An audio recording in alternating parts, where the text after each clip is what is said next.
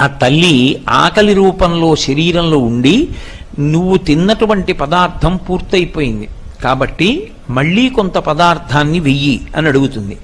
వేసిన పదార్థాన్ని జీర్ణశక్తి అంటాం. జీర్ణం చెయ్యడానికి కావలసినటువంటి శక్తిగా ఆమెయే లోపల పొటమరిస్తుంది. ఒకడికి ఉపన్యాస శక్తిగా, ఒకరికి పాట పాడే శక్తిగా, ఒకరి యందు ఒక మంచి వాద్యాన్ని మ్రోగించగలిగినటువంటి శక్తిగా, ఒకరి యందు కార్యాన్ని దక్షతతో నిర్వహించగలిగినటువంటి శక్తిగా ఆవిడ ప్రచోదనమవుతుంది. ప్రచోదనమై ఆమె ఆయన చేత ఆ కార్యాన్ని సాధింపచేసి ఆయన ఆ కార్యాన్ని సాధించాడు అనేటటువంటి కీర్తిని కట్టపెడుతుంది. అందుకే యశస్విని అని పేరు. ఒక వ్యక్తి ఒక విషయంలో అపారమైనటువంటి కీర్తి పొంది ఉన్నాడనుకోండి, అలా కీర్తి దేని చేత పొందుతాడు అంటే పరదేవత ఆయన యందు ఒక విభూతిగా ప్రకటనమవుతుంది. ప్రకటనమై కీర్తిని ఆయనకి కట్టబడుతుంది. ఎందుకంటే ఆ శక్తి ఎవరికీ కనపడేది కాదు. ప్రకటనమైనప్పుడు మాత్రం ప్రజలందరి యందు ఆయనకున్నటువంటి ప్రత్యేకమైనటువంటి విభూతి అనుభవంలోకి వస్తుంది. ఒక నేదునూరి కృష్ణమూర్తి గారు వచ్చి ఒక అద్భుతమైన కచేరీ నిర్వహించారనుకోండి, మహానుభావుడు ఎన్ని సంవత్సరాలు సాధన చేస్తే ఇంత గొప్ప సంగీత విద్య నేర్చుకున్నాడు అని ఆయన నడిచి వెడుతూ ఉంటే మనందరం వంగి నమస్కారం చేస్తాం. ఆయన పేరు తలుచుకుంటే నమస్కారం చేస్తాం. ఇటువంటి విభూతిగా ఆయన యందు ప్రకటనమై నేదునూరి కృష్ణమూర్తి గారు అన్న పేరు వినపడేటప్పటికీ గొప్ప సంగీత విద్వాంసుడు. ఎంత సంగీత విద్వాంసుడో అటువంటి వైదికమైనటువంటి జీవన విధానం ఉన్నవారు అని మనం గౌరవించేటట్టు, ఆయన ఆ గౌరవం పొందడానికి అర్హుడైన వాడిగా ఉండేటట్టు నిలబెట్టగలిగినటువంటి శక్తి రూపిణి అమ్మవారు. ఆవిడ ఇది ఎందుకు చేస్తుంది అంటే ఒక ప్రతిఫలాన్ని ఆశించి కానీ, లేదా ఇలా నేను చెయ్యాలి అలా చేయకపోతే ఎలాగా అని కానీ కాదు. ఆవిడ రాశీభూతమైనటువంటి కారుణ్యం. అలాంటి శక్తి ఒకటి ఉన్నది అని తెలుసుకుని నమస్కారం చేస్తే చాలు, ఆవిడ ప్రసన్నురాలైపోతుంది. అసలు ఆ నమస్కారం మాత్రం ఎందుకు చేయాలండి? చేయకుండానే ఆవిడ ప్రసన్నురాలు కావచ్చుగా. అంటే మనుష్య జన్మకి బుద్ధి ఒకటి ఇచ్చాడుగా ఈశ్వరుడు. బుద్ధి చేత శాస్త్రాన్ని గురువుని గ్రహించాలిగా. అప్పుడు ఆ గ్రహణ శక్తి లేకపోతే, అలా బుద్ధిని వాడుకోవడం చేత కాకపోతే భగవంతుడిచ్చినటువంటి బుద్ధిని దేని కొరకు ఉపయోగించినట్టు? అందుకే మిగిలినటువంటి ప్రాణులకు మనుష్యుడికి ఉపాసనలో వచ్చే తేడా, మిగిలిన వాటికి ఉపాసన అన్నమాట అన్వయమే అవదు. ప్రధానమైనటువంటి వ్యత్యాసము జీవన విధానంలో ఎక్కడొస్తుంది అంటే, మనుష్యుడు తన యొక్క బుద్ధి చేత శ్రద్ధని అలవాటు చేసుకుని, మన కంటికి కనపడకపోయినా ఏదో ఒక గొప్ప శక్తి ఒకటి ఉంది, ఆ శక్తి వీటన్నిటినీ కదుపుతోంది. ఇలా ఆ కదలికలు లేకపోవడమే శవమైపోవడం, ఆ కదలికలన్నీ కలిగి ఉండడమే శివం. ఈ భూమి కదులుతోంది కాబట్టి ప్రాణిజాతం నిలబడింది, భూమి తన చుట్టూ తాను తిరుగుతూ. సూర్యుడు తిరుగుతున్నాడు కాబట్టి ఈ ప్రాణిజాతం అంతా నిలబడింది. పుట్టినటువంటి ప్రాణులు పెరుగుతున్నాయి కాబట్టి ఉపయుక్తమవుతున్నాయి. మళ్ళీ ప్రాణులు పడిపోతున్నాయి కాబట్టి కొత్త ప్రాణులు పుడితే ఈ భూమి మీద అవకాశం కలుగుతోంది. ఈ కదలికలను, ఈ పరిణామములను తీసుకున్నటువంటి శక్తి, తీసుకొస్తున్నటువంటి శక్తి వేరొకటి ఉంది. అది కంటికి కనపడకపోవచ్చు, మాంసనేత్రమునకు కనపడకపోయినప్పటికీ జరుగుతున్నటువంటి క్రియాకలాపమును దృష్టిలో పెట్టుకుని దాని వెనక ఉన్న శక్తిని గుర్తుపట్టి నమస్కరించడం ఈ దేశం యొక్క గొప్పతనం.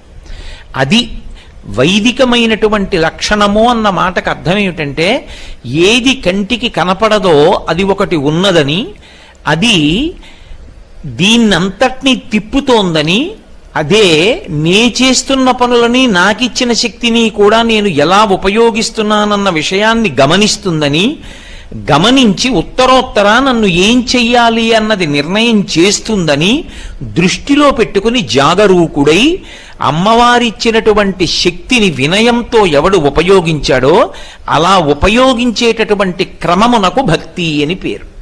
తప్ప అసలు ఒక పదార్థం ఒకటి అటువంటిది ఉన్నది అన్న స్థితి ఎరుకలోకి లేకుండా యాంత్రికంగా ఏదో పువ్వులు తెచ్చి భగవంతుడి పాదాల మీద వెయ్యడం అది తంతవుతుందేమో కానీ మనసులో ఆ విశ్వాసము కొరవడిపోయిన నాడు ఆ చేసేటటువంటిది ఫలప్రదమవుతుంది అని చెప్పడం కష్టం. అందుకే ఆ తల్లి ఒక్క నమస్కారం చేసి ఈ విషయాన్ని గుర్తిరిగినంత మాత్రం చేత అవతలవాణ్ణి కీర్తివంతుణ్ణి చెయ్యగలదు, అవతలవాణ్ణి అనుగ్రహించగలదు, అవతలవాణ్ణి పైకెత్తగలదు, అవతలవాణ్ణి పరమశివుడి చెంతకు చేర్చగలదు, ఈశ్వరుని యందు ఐక్యము చెయ్యగలదు, అథవా రావలసినటువంటి జన్మల యొక్క పరంపరని చాలా విశేషంగా తగ్గించగలదు. ఇన్ని చెయ్యగలిగినటువంటి తల్లి కనుక ఆమె పరమ కరుణామయి. అటువంటి తల్లే అనంతమైనటువంటి శక్తికి ఆలవాలము. ఆవిడ యొక్క శక్తిని కొలవడం ఎవరికీ సాధ్యం కాదు. అందుకే శ్రీమాత అని ప్రారంభం లలితా సహస్రనామం. ఆవిడ శక్తి ఎంత అంటే కొలవడానికి ఇంకా ఏమీ ప్రమాణం ఉండదు లోకంలో. అంతటి అపారమైనటువంటి శక్తివంతురాలు ఆవిడ. కేవలం శక్తివంతురాలే కాదు, నేను మీతో మనవి చేసినట్లుగా అపారమైనటువంటి దయాదాక్షిణ్యములు కలిగినటువంటి తల్లి కనుక మనందరి యొక్క అభ్యున్నతి కొరకు ఆమె కారణమవుతూ ఉంటుంది. ఇవే ఆవిడ నామాలుగా ప్రకాశించాయి. నామము అని నేను అన్నప్పుడు గుర్తుపట్టడానికి తల్లిదండ్రులు పెట్టినటువంటి లౌకికమైన ఒక పేరు అని అనుకోకూడదు. ఇప్పుడు ఈ కోటేశ్వరరావు అనబడేటటువంటి శరీరం ఒకటి ఉంది, దీనికి లౌకిక నామము అంటారు. అంటే తల్లిదండ్రులు ఒక పేరు ఉంచారు. ఎందుకని అంటే ఎంతమందిలో ఉన్నా పిలిస్తే ఆ పేరుతో తాదాత్మ్యత పొందడానికి, ఆ పేరు చేత గుర్తింపబడడానికి వీలుగా ఒక పేరు ఉంచుతారు. అది లౌకికమైనటువంటి నామం. కానీ భగవంతుడికి వచ్చేటటువంటి నామాలు అలా రావు. ఆయనవి గౌణములు. గౌణములు అంటే ఆయన యొక్క గుణములను ఆవిష్కరిస్తాయి.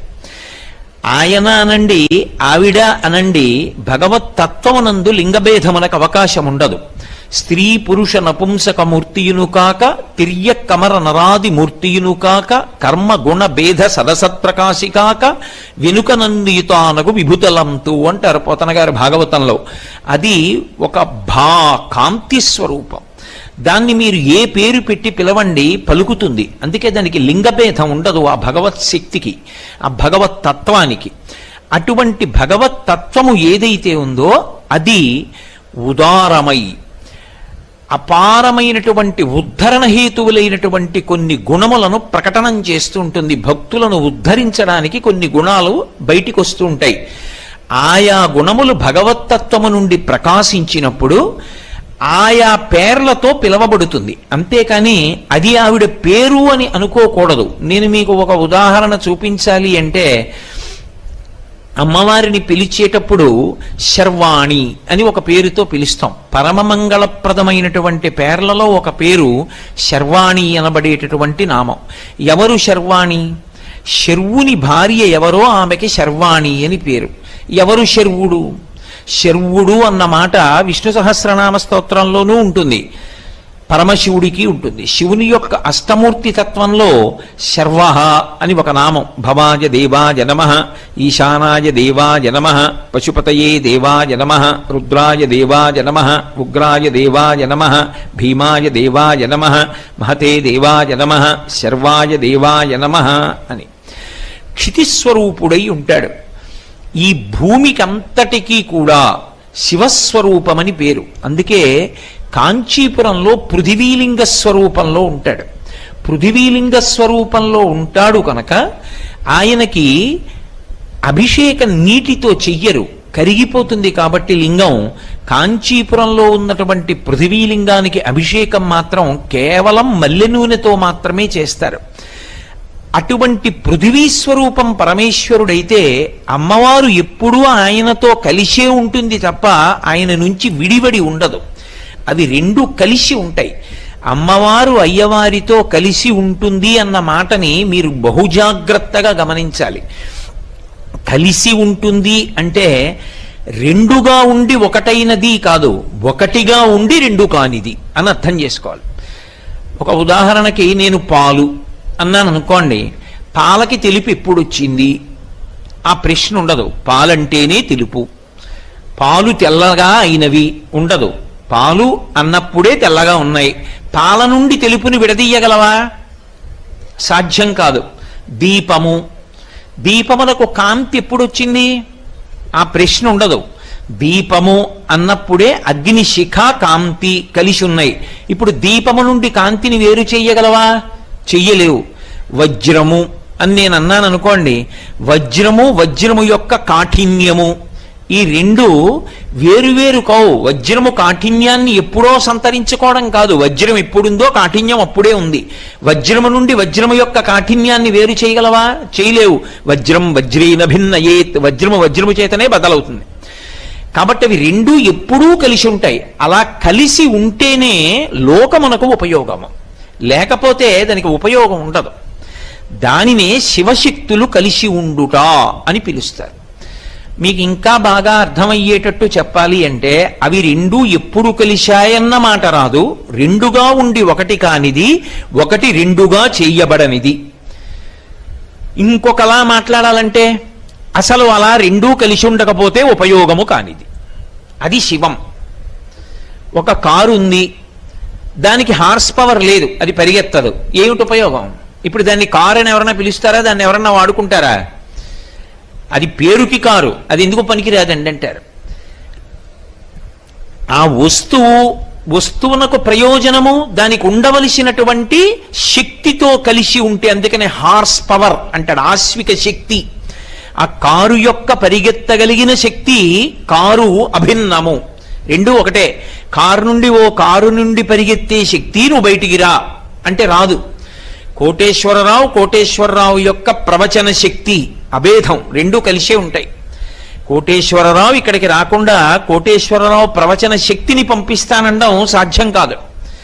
ఆయన వస్తేనే ఆయన ప్రవచన శక్తి ఆయనతో వస్తుంది. అందుకే అవి రెండు కలిసి ఉండి ఉపయుక్తములవుతుంటాయి తప్ప, అసలు అవి రెండుగా ఉండి ఒకటి కానివి, ఒకటై ఉండి రెండుగా చేయబడనివి, రెండు కలిసి ఎప్పుడూ ఒకటిగా ఉండి ఉపయుక్తమైనవి, అవి శివశక్తులు.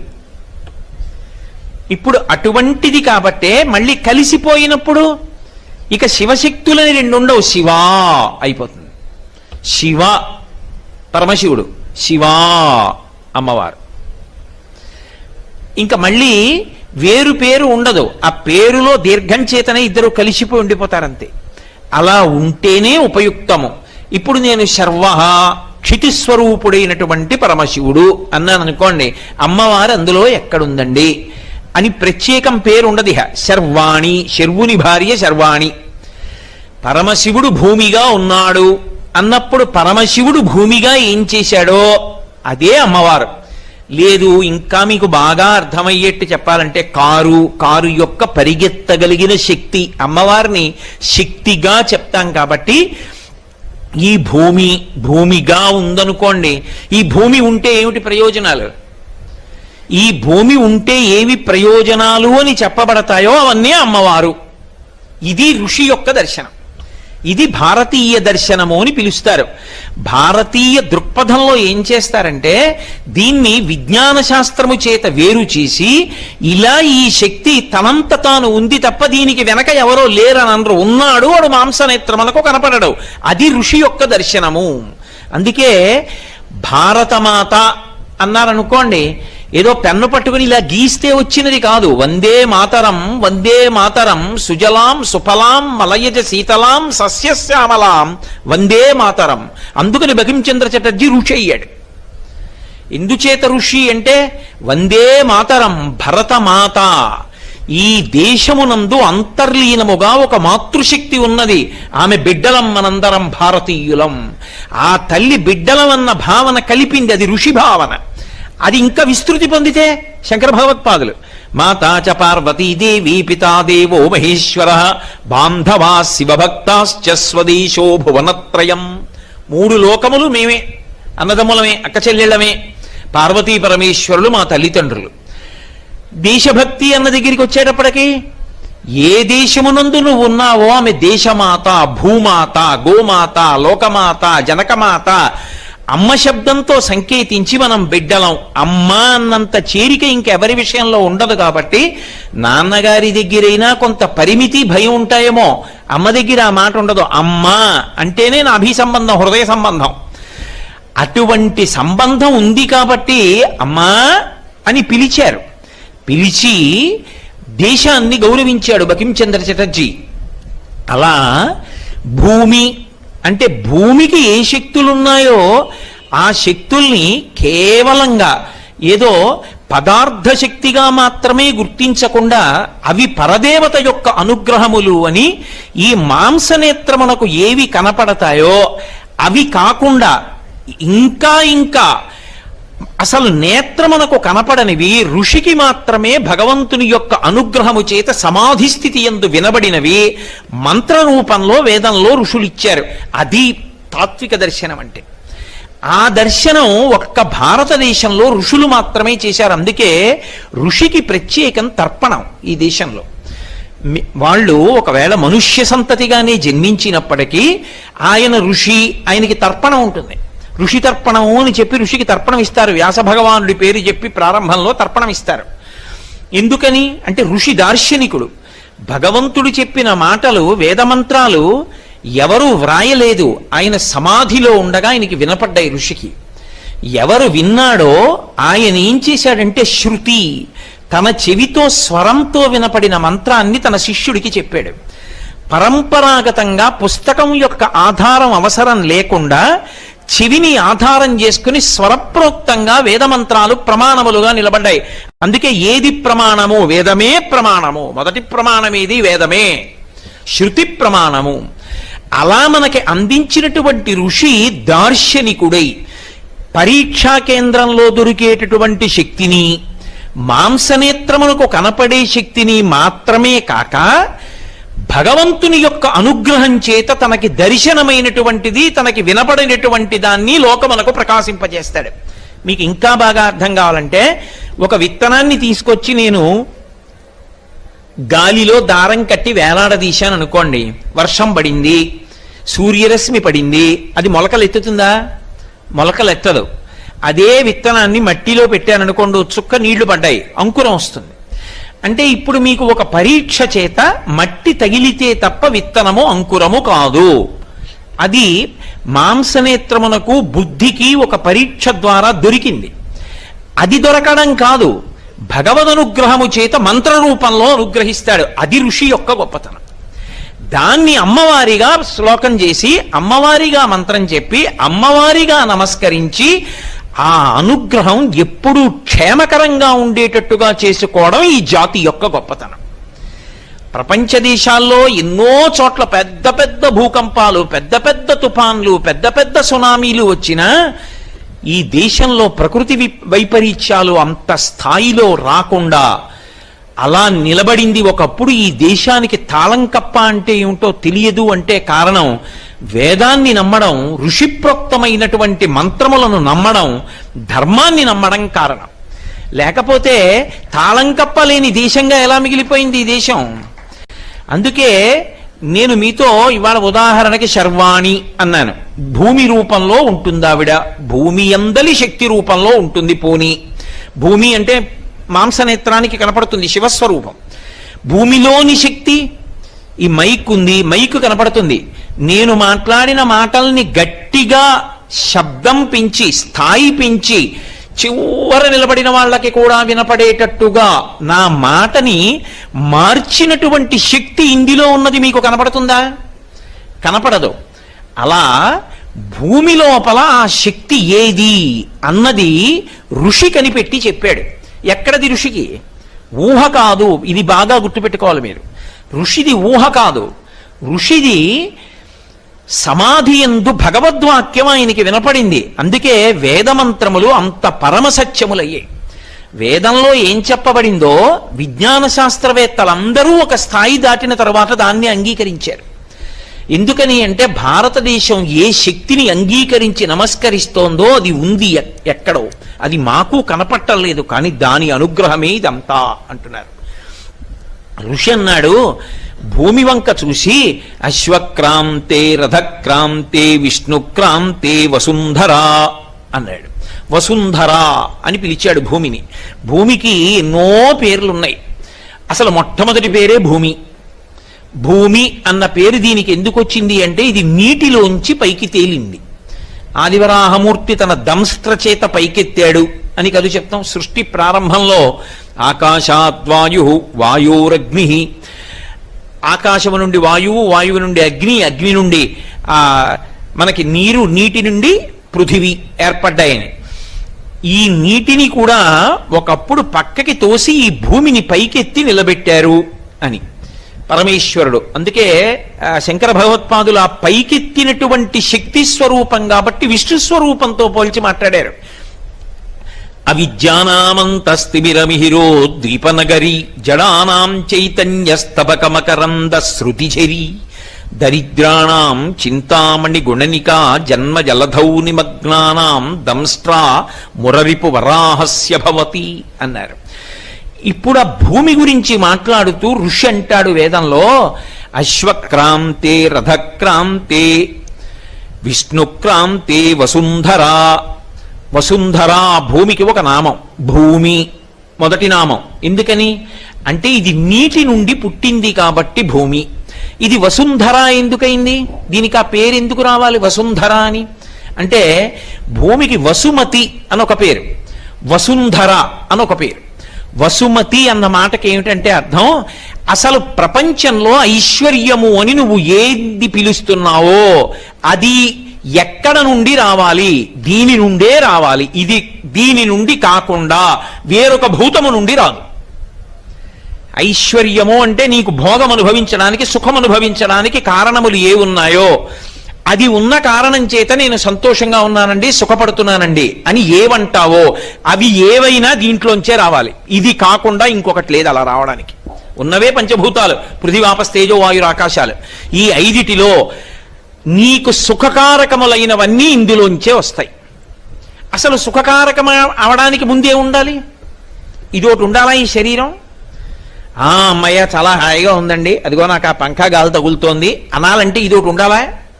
ఇది ఉండాలంటే అన్నం కావాలా? అన్నం ఎక్కడి నుంచి వస్తుంది? భూమిలోంచి రావాలి. భూమి ఒకసారి పండి నా దగ్గర పండించే శక్తి అయిపోతుంది అనొచ్చా? అనకూడదు. అంటే భూమి యందు ఓషధీతత్వం ఉంటుంది. ఈ ఓషధీతత్వం ఉండి భూమిలో ఎప్పుడు ఎన్ని మార్లు వేసినా పంట పండుతూనే ఉండాలి. అలా ఉంటుంది కాబట్టి వసుమతి అసలు ఈ శరీరం ఉండడానికి కారణమైంది. మొదటి ఐశ్వర్యం. ఇప్పుడు బాగుంది, నాకో ఇల్లు కావాలి. నాకో ఇల్లు కావాలంటే కలప ఎక్కడి నుంచి వస్తుంది? 4 ఇటకలు కావాలంటే ఎక్కడి నుంచి వస్తాయి? సున్నం కావాలంటే ఎక్కడి నుంచి వస్తుంది? అన్నీ భూమిలోంచే రావాలి. నాకు కారు కావాలి, ఇనుము ఎక్కడి నుంచి వస్తుంది? నాకు పెట్రోల్ కావాలి, ఎక్కడి నుంచి వస్తుంది? భూమిలోంచే కావాలి. ఇవన్నీ ఒకెత్తు. ఈ భూమి అచల, ఇది కదిలిందనుకోండి ఐశ్వర్యాలన్నీ పోతాయి. అది ఇంకోటి ఏమీ చేయక్కర్లేదు. ఆవిడ కదిలిందనుకోండి అయిపోయిందంతే. కోట్ల మంది దీపపు పురుగులు పడిపోయినట్టు పడిపోతారు. అందుకని విష్ణు శక్తితో ఆమె స్థితిక శక్తిగా కదలకుండా ఉంటుంది.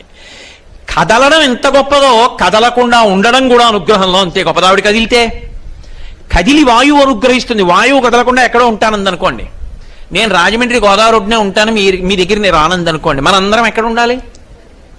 రాజమండ్రి గోదావరి రోడ్డుకి వెళ్ళాలి. ఎంతమంది గోదావరి రోడ్డు నుంచి ఉంటాం? ఎంతమంది పడిపోతాం అప్పుడు? కాబట్టి వాయువు కదిలేట్టు చేసి బతికించింది, భూమి కదలకుండా చేసేట్టు చేసి బతికించింది. ఇది నీకు కనపడుతుందా? ఋషి దైవవాక్కుగా విన్నాడు. అది భారతీయ తత్వం, అది అమ్మవారంటే. ఇప్పుడు అమ్మవారు ఎక్కడ కనపడాలి? ఈ భూమి కదలకుండా ఉండడంలో నా బ్రతుకులో అమ్మవారుంది, నా కడుపులో ఆకలిలో అమ్మవారుంది, నా దాహంలో అమ్మవారుంది, నా మాటలో అమ్మవారుంది, నా చూపులో అమ్మవారుంది, నా కదలికలలో అమ్మవారుంది, నా సమాధిలో అంటే నేను కదలకుండా కూర్చున్న ధ్యాన స్థితిలో అమ్మవారుంది. అమ్మవారు కానిదేది ఉంది ఇప్పుడు? ఆవిడ అనుగ్రహం సత్వగుణం వైపుకి వెళ్ళకపోతే ఈ కదలికలన్నీ తప్పుడు మార్గంలోకి వెళ్ళిపోతాయి. నువ్వు పాడవుతావు, 10 మంది పాడవుతారు, అశాంతికి కారణమవుతాడు. ఇది అమ్మా నాకు ఇచ్చిన శక్తులు సక్రమ మార్గంలో పెట్టు. ఇందుకు అమ్మవారి ఆరాధనలు. ప్రకృతి నుండి జీవుడి వరకు ఆవిడే కదపాలి సక్రమంగా. ప్రకృతి విలయతాండవం చేసిందనుకోండి, ఉండవలసినట్టు ఉండకుండా మారిందనుకోండి ప్రకృతి, అదే విలయం. గాలి ప్రసన్నంగా కదిలిందనుకోండి, సుఖకారకం. వాయు ప్రాణ సుఖం వాయు. వాల్మీకి మహర్షి రామాయణం చేస్తూ అంటారు, అసలు ఉన్నాడు వాయువే. యావత్ పవనో నివసతి దేహే తావత్ పృచ్చతి కుశలంగేహే గతపతి వాయు దేహాపాయే భార్యాభిభ్యతి తస్మిన్ కాయే.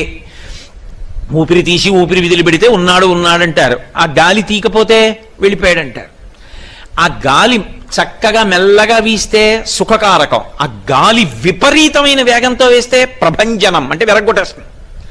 ఏ దడ్డొచ్చిందో అవన్నీ విరిగి కింద పడిపోతాయి. అంతే, చెట్లు విరిగిపోతాయి, పెద్ద పెద్ద దీపపు స్తంభాలు ఒరిగిపోతాయి, జనం ఎవరు రోడ్డు మీదకి నడవరు, ఇళ్ళు ఎగిరిపోతాయి, పెంకుటిళ్ళు కూలిపోతాయి.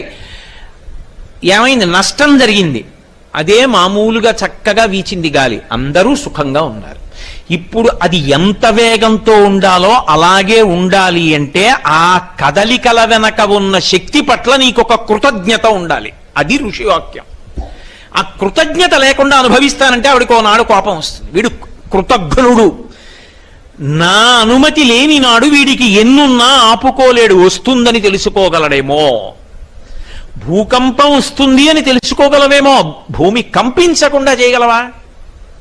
తుఫాన్ వస్తుందని తెలుసుకోగలవేమో, తుఫాన్ రాకుండా చేయగలవా? గాలి గంటకి 120 కిలోమీటర్ల వేగంతో వీస్తుందని తెలుసుకోగలవేమో, దీపపు స్తంభం ఒరగకుండా చూసుకోగలవా? విపరీతమైనటువంటి వర్షం కుండపోతగా కురుస్తుందని తెలుసుకోగలవేమో, వాన కుండపోతగా కురవకుండా ఆపగలవా? ఆపగలిగిన తల్లి ఒకతుంది, ఆమె కారుణ్యమూర్తి. ఆమె పట్ల కృతజ్ఞతతో ఉంటే చాలా, ఆవిడ ఉందని తెలిసి నమస్కరిస్తే చాలు. అందుకు ఈ దేశంలో అమ్మవారిని ఆరాధించడం వచ్చింది. అది అలా చేస్తే ఉంటుందా? అది మూర్ఖత్వం కాదు, అది ఋషివాక్యం. ఉన్నదటువంటి ఆదిశక్తి ఒకరు. కాబట్టి ఇప్పుడు సమస్త భోగములు ఇందులో ఉన్నాయి. బతుకు నుండి ఐశ్వర్యము నిలబడ్డం వరకు ఈమె యందే ఉన్నాయి. శర్వాణి భూమిలో ఉన్నాయి. అందుకని ఆమె వసుమతి, వసుంధర. సమస్త ఐశ్వర్యము ఆమె యందున్నది, ఐశ్వర్యమును ఆమె ధరించి ఉన్నది. కాబట్టి ఆవిడ అనుగ్రహిస్తే తీసిస్తుంది, ఆవిడ అనుగ్రహించకపోతే ఇవ్వదు. కలిగి ఉండడం వేరు, కలిగి ఉన్నది తనదిగా ఉండడం వేరు. నా దగ్గర ఉన్నవన్నీ నావి కావు.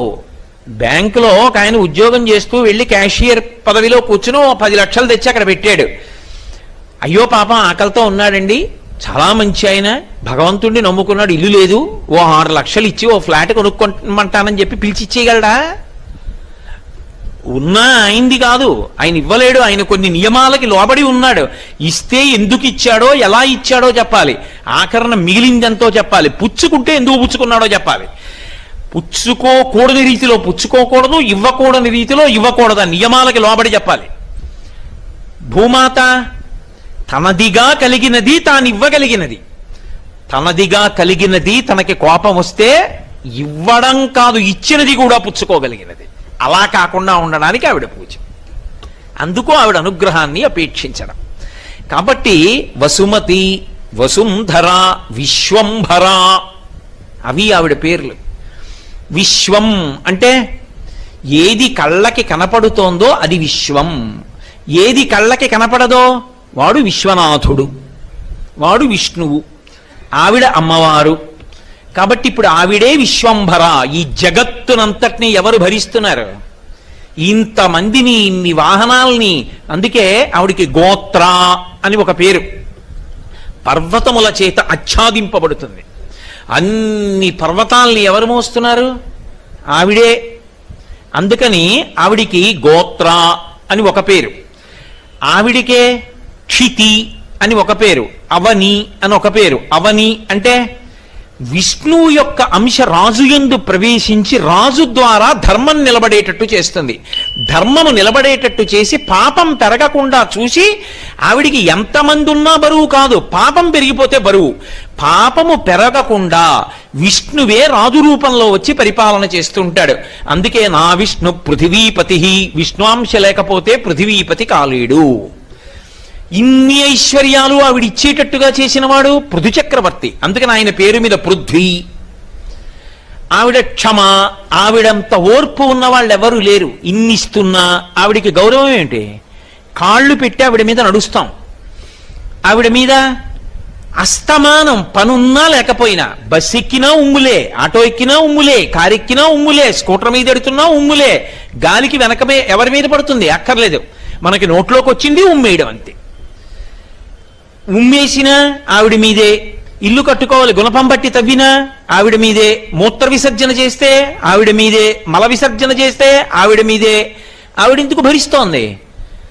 పసితనంలో తెలియక అమ్మ ఒళ్ళో మలమూత్ర విసర్జన చేసినా సరే పాపం వీడు పిల్లవాడు, ఇంతకన్నా వీడికి శక్తి లేదని కారుణ్యంతో కాపాడినటువంటి అమ్మ యొక్క విశాల హృదయం ఎలా ఉంటుందో అలా, అయ్యో వీడికి ఇంతకన్నా దిక్కు లేదని కాలు పెట్టి నడుస్తున్నా, ఇన్ని తప్పు పనులు చేస్తున్నా ఆవిడ తప్పులంటలేదు నా బిడ్డలని ఓర్పుతో నిలబడుతోంది. కాబట్టి క్షమా క్షితి. ఆ తల్లికే జ్యా అనొక పేరు. జ్యా అంటే నీ మాంసనేత్రానికి ఎన్ని భూతాలు కనపడుతున్నాయో, ఎన్ని ప్రాణులు కనపడుతున్నాయో అవన్నీ చివరికి ఇందులోకే వెళ్ళాలి.